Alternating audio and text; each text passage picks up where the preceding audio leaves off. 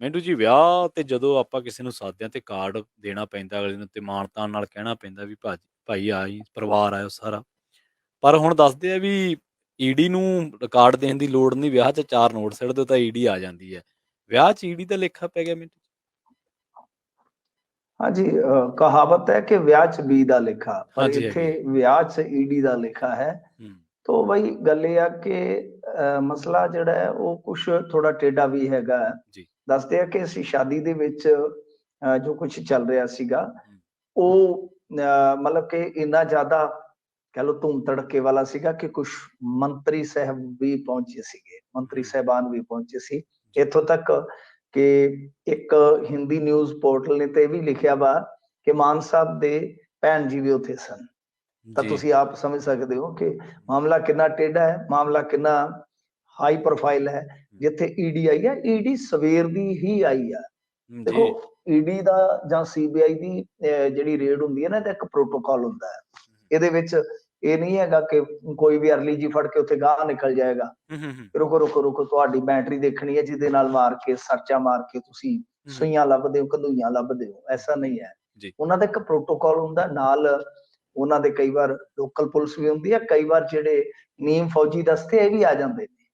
ਠੀਕ ਹੈ। ਸੋ ਉਸ ਪ੍ਰੋਟੋਕਾਲ ਦੇ ਵਿੱਚ ਇੰਨੀ ਸਖਤਾਈ ਹੁੰਦੀ ਹੈ ਕਿ ਤਗੜੇ ਤੋਂ ਤਗੜੇ ਪੱਤਰਕਾਰ ਨੂੰ ਵੀ ਗਾਹ ਨਹੀਂ ਜਾਣ ਦਿੱਤਾ ਜਾਂਦਾ ਜੋ ਗਰਾਊਂਡ ਤੇ ਕਵਰ ਕਰਦਾ ਹੈ। ਤਾਂ ਹਾਲਾਂਕਿ ਚਲੋ ਥੋੜੀ ਬਹੁਤੀ ਸੂਚਨਾ ਮਿਲ ਜਾਂਦੀ ਹੈ, ਪਰ ਕੁਝ ਗੱਲਾਂ ਹੁੰਦੀਆਂ ਨੇ, ਮੈਂ ਜਿਵੇਂ ਕਿਹਾ ਕਿ ਸੂਚਨਾ ਮਿਲ ਜਾਂਦੀ ਹੈ ਤੇ ਦੱਸਿਆ ਜਾ ਰਿਹਾ ਕਥਿਤ ਤੌਰ ਤੇ ਕਿ ਹਾਈ ਪ੍ਰੋਫਾਈਲ ਵਿਆਹ ਸੀਗਾ ਔਰ ਉਸ ਵਿਆਹ ਦੇ ਵਿੱਚ ਕਾਫੀ ਵੱਡੇ ਨਾਮਚੀਨ ਨੇਤਾ ਵੀ ਪਹੁੰਚੇ ਹੋਏ ਸੀ। ਮਾਮਲਾ ਜੁੜਦਾ ਗਿਲਕੋ ਵੈਲੀ ਵਾਲਿਆਂ ਦੇ ਨਾਲ।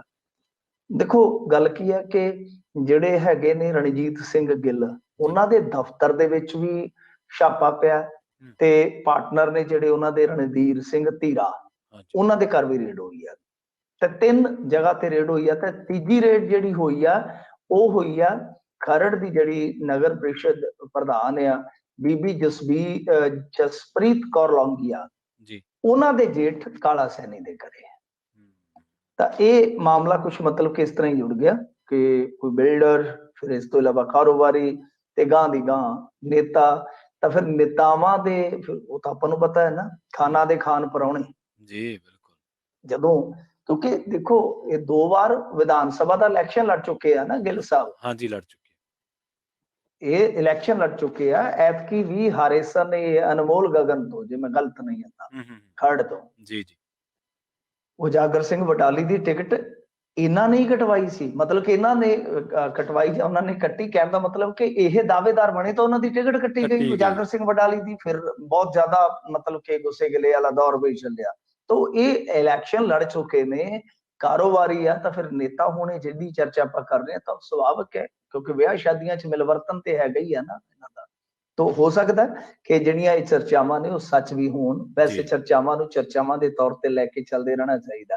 ਤਾਂ ਦੇਖੋ ਪ੍ਰੋਟੋਕਾਲ, ਮੈਂ ਜਿਵੇਂ ਤੁਹਾਨੂੰ ਕਿਹਾ ਕਿ ਇਹਨਾਂ ਦੇ ਬੜੇ ਸਖਤ ਹੁੰਦੇ ਨੇ, ਕੋਈ ਪਤਾ ਤੇ ਨਹੀਂ ਲੱਗਿਆ ਠੋਸ ਤੌਰ ਤੇ ਕਿ ਬਈ ਕਿਆ ਤੋਂ ਇਹ ਰੇਡ ਪਈ ਆ, ਪਰ ਕਿਆ ਫਾਇਲ ਲਾਇਆ ਜਾ ਰਿਹਾ, ਜਿੱਦਾਂ ਤੁਸੀਂ ਹਿੰਟ ਦਿੱਤਾ ਵਾ ਕਿ ਜੀ ਨੋਟ ਸੁੱਟੇ ਆ, ਕਿ ਕੋਈ ਸਿੰਗਰ ਆਇਆ ਸੀਗਾ ਉਹਦੇ ਤੇ ਖਾਸਾ ਪੈਸਾ ਸੁੱਟਿਆ ਗਿਆ ਤੇ ਉੱਥੋਂ ਨਹੀਂ। ਮੈਂ ਇਸ ਚੀਜ਼ ਨੂੰ ਕੱਚੀ ਮੰਨਦਾ, ਮੈਂ ਇਸ ਚੀਜ਼ ਨੂੰ ਠੋਸ ਨਹੀਂ ਮੰਨਦਾ ਕਿ ਕੋਈ ਗਾਇਕ ਆਇਆ ਇੱਥੇ। ਮੈਂ ਦੇਖਿਆ ਇੱਕ ਗਾਇਕ ਤੇ ਨੋਟਾਂ ਦੀ ਬੋਰੀ ਚੋਂ ਥੱਬਿਆਂ ਨਾਲ ਨੋਟ ਸੁੱਟੇ ਜਾਂਦੇ ਆ, ਇੱਥੇ ਕਵਾਲਾਂ ਤੇ ਸੁੱਟੇ ਜਾਂਦੇ ਆ, ਮਤਲਬ ਕਿ ਬਹੁਤ ਸੁੱਟੇ ਜਾਂਦੇ। ਐਸਾ ਨਹੀਂ ਹੈ ਕਿ ਕਿਉਂਕਿ ਨੋਟਾਂ ਦਾ ਕੀ ਹੈ ਕਿ ਵਿਆਹ ਸ਼ਾਦੀ ਤੇ ਨੋਟ, ਹੁਣ ਮੰਨ ਲਓ ਕੋਈ ਲੱਖ ਰੁਪਏ ਸੁੱਟ ਦੇਵੇ, ਕੋਈ 2 ਲੱਖ ਸੁੱਟ ਦੇਵੇ, ਤੇ ਇੱਥੇ ਤਾਂ ਕਰੋੜ ਕਰੋੜ ਦੀ ਜਿਊਲਰੀ ਪੈ ਜਾਂਦੀ ਹੈ।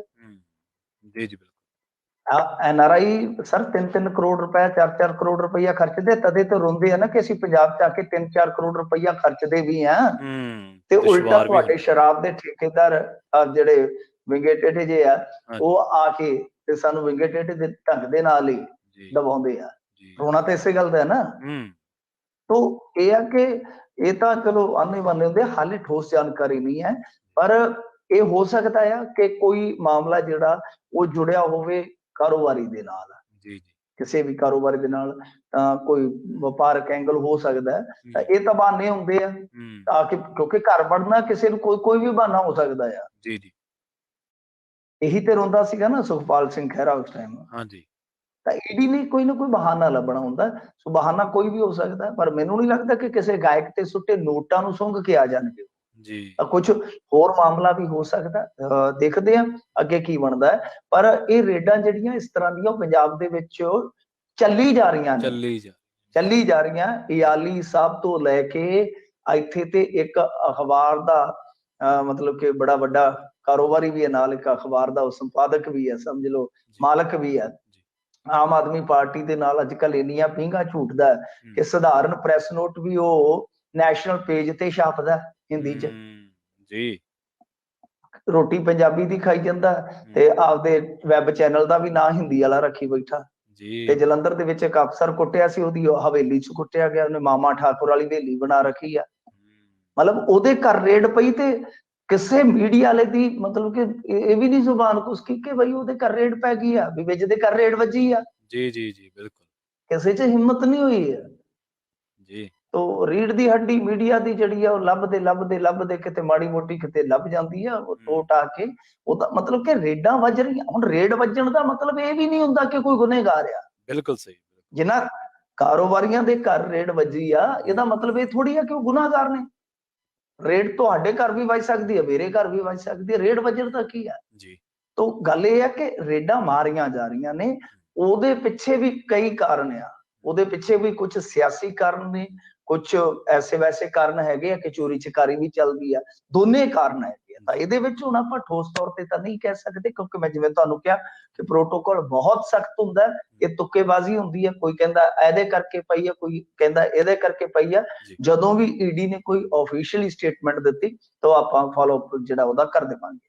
ਜੀ ਜੀ ਮਿੰਟੂ ਜੀ, ਇਹ ਤਾਂ ਤੁਸੀਂ ਰੇਟ ਦੀ ਗੱਲ ਕੀਤੀ ਹੈ, ਤੁਹਾਡੇ ਯਾਦ ਹੋਣਾ ਇੱਕ ਵਾਰੀ ਤੁਸੀਂ ਦੱਸਿਆ ਸੀ, ਜ਼ਿਕਰ ਕੀਤਾ ਸੀ ਇੱਕ ਸ਼ੋਅ ਦੇ ਵਿੱਚ ਕਿ ਇੱਥੇ ਕੋਈ ਇੱਕ ਮੀਡੀਆ ਅਦਾਰੇ ਦੇ ਕਰੋਨਾ ਜਿਹੜੇ ਮੁਲਾਜ਼ਮ ਸੀਗੇ ਉਹ ਕਰੋਨਾ ਪੋਜ਼ਿਟਿਵ ਆ ਗਏ। ਕਰੋਨਾ ਪੋਜ਼ਿਟਿਵ ਉਦੋਂ ਹਰ ਕੋਈ ਆ ਰਿਹਾ ਸੀ, ਪਰ ਮੀਡੀਆ ਨੇ ਉਹ ਖਬਰ ਨਹੀਂ ਲਾਈ। ਇੱਕ ਬੀਬੀ ਨੇ ਖਬਰ ਲਾਈ ਸੀ, ਮੈਨੂੰ ਆਊਟਲੁੱਕ ਦੇ ਵਿੱਚ, ਸ਼ਾਇਦ ਕਿਸੇ ਵੈਬਸਾਈਟ ਦੇ ਵਿੱਚ। ਸੋ ਮੀਡੀਆ ਤਾਂ ਕਰੋਨਾ ਪੋਜ਼ਿਟਿਵ ਦੀ ਰਿਪੋਰਟ ਨਹੀਂ ਲਾ ਸਕਦਾ, ਰੇਟ ਤਾਂ ਬਹੁਤ ਦੂਰ। ਨਹੀਂ ਇਹ ਜਿਹੜਾ ਉਹ ਵੀ ਜਲੰਧਰ ਵਾਲੇ ਹੀ ਨੇ। ਹਾਂਜੀ, ਜਲੰਧਰ ਵਾਲੇ। ਉਹ ਤੁਹਾਨੂੰ ਪਤਾ ਹੀ ਹੈ ਜੀ, ਪੰਜਾਬ ਦੇ ਹਾਲਾਤ ਵਿਗਾੜਨ ਦੇ ਵਿੱਚ ਵੀ ਉਹਨਾਂ ਦਾ ਬੜਾ ਵੱਡਾ ਹੱਥ ਰਿਹਾ, ਸਾਰਿਆਂ ਨੂੰ ਪਤਾ ਲੱਗ ਜਾਣਾ ਆ। ਹਾਂ ਤੇ ਬਿਲਕੁਲ। ਉਹਨਾਂ ਨੇ ਤਾਂ ਆਪਣੇ ਉਥੋਂ ਉਹਨਾਂ ਦੇ ਮੁਲਾਜ਼ਮ ਤੇ ਭੱਜ ਵਗੇ ਸਨ, ਚੋਰੀ ਟਰੱਕਾਂ ਤੇ ਚੜ ਕੇ ਤੇ ਹਿਮਾਚਲ ਚ ਚਲੇ ਗਏ। ਉੱਥੇ ਜਾ ਕੇ ਪਿੰਡ ਚੋਂ ਫੜੇ ਸਨ 2 ਜਣੇ, ਪਿੰਡ ਚੋਂ ਫੜੇ।